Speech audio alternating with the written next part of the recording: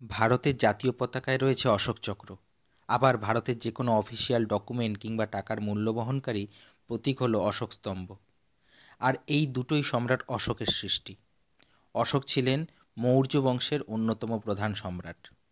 পিতা বিন্দুসার এবং মাতা ধর্মার সন্তান অশোক পাটলিপুত্র নামক স্থানে জন্মগ্রহণ করেন।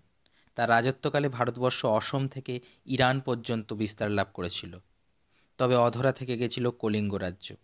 পরবর্তীকালে বিধ্বংসী রক্তক্ষয়ী যুদ্ধে কলিঙ্গের মাটি রক্তে ভাসিয়ে অশোক কলিঙ্গ জয় করেন। আর এরপর থেকে সম্রাট অশোকের মন বদলে যেতে শুরু করে।